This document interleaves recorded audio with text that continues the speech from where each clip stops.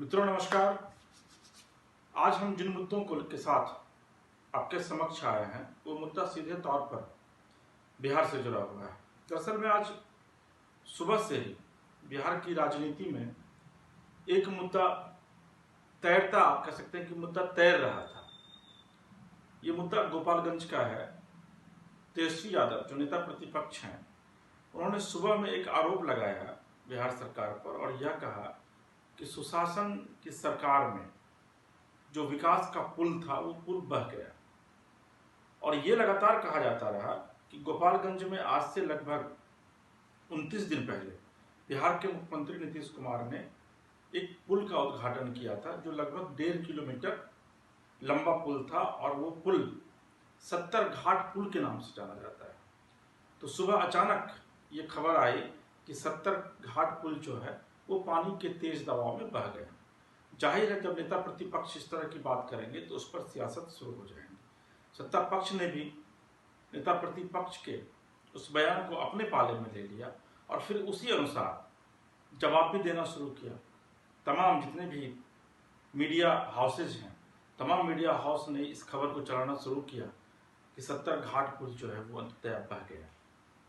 लेकिन आपको जानकर यह हैरानी होगी कि वो 70 घाट पुल नहीं बहा है और जो नेता प्रतिपक्ष के द्वारा यह आरोप लगाया गया या फिर कि दरअसल में बरसात के मौसम में जब पानी का दबाव बढ़ता है तो इस तरह की घटनाएं होती रहती हैं। निश्चित तौर पर एक सरकार के विभागीय मंत्री को इस तरीके का बयान कहीं से भी शोभा नहीं देता और यह बताता है कि वो मंत्री अपने विभाग के प्रति कितने गंभीर हैं।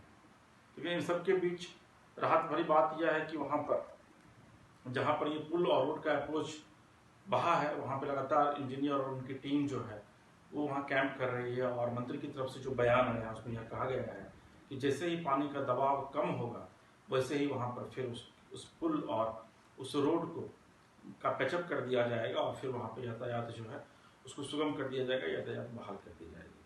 तो मित्रों यह एक बड़ी खबर थी बिहार के लिए जिसको लेकर के सुबह से सियासत जो है वो चल रही थी। और इन सब के बीच ये समझना होगा कि वाकई कहीं ना कहीं से देखिए जो तेजस्वी यादव ने एक बड़ा आरोप यह भी लगाया कि जो विभागीय मंत्री वो पहले साइकिल पर चला करते थे और आज रेंज रोवर की सवारी कर रहे हैं। हालांकि ये राजनीतिक बहसबाजी का मुद्दा है, लेकिन इन सबके बीच इतना तय है कि निश्चित तौर पर मानसून बिहार में प्रवेश कर गया है। हर एक नदियां अब लगभग उफान पर हैं। जो मौसम विभाग का जो प्रेडिक्शन है उसमें यह कहा गया है कि बिहार में लगातार मूसलाधार बारिश होगी। तो ऐसी स्थिति में अगर इसी तरीके से पुल और रोड अप्रोच रोड का जो पार्ट है वह बहता रहा तो मुझे लगता है कि पूरे बिहार में यातायात जो है वो ठप हो जाएगी।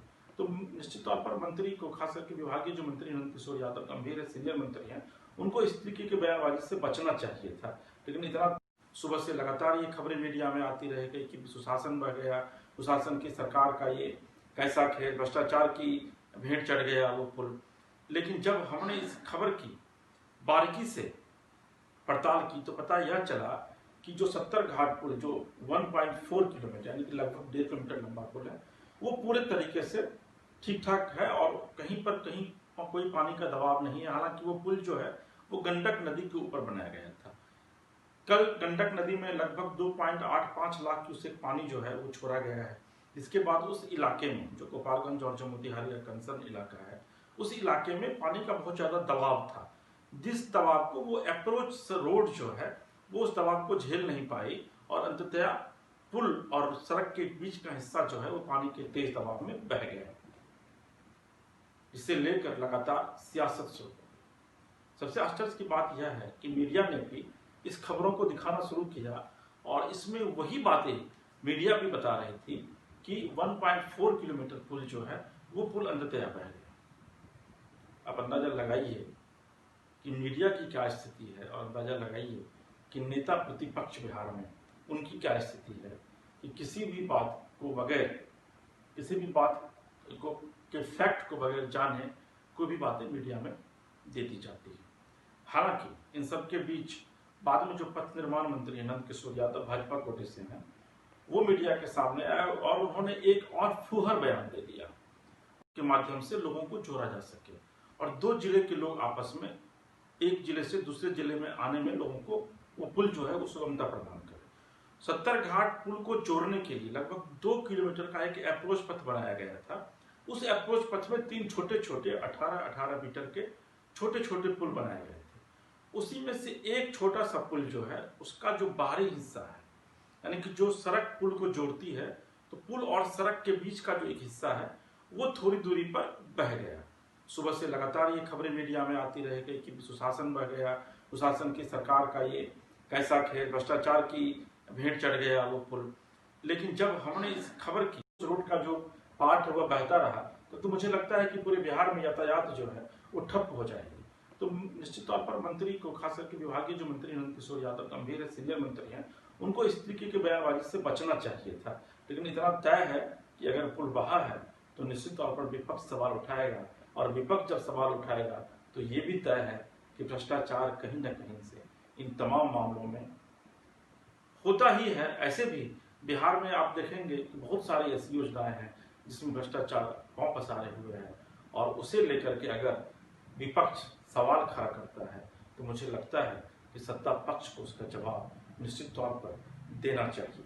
इस बात को लेकर जवाब नहीं देना चाहिए कि बरसात में इस तरह की घटनाएं होती हैं, बल्कि जवाब इस बात को लेकर देना चाहिए कि वाकई में अगर सड़कें बहती हैं तो आखिर इसके लिए जिम्मेदार कौन है।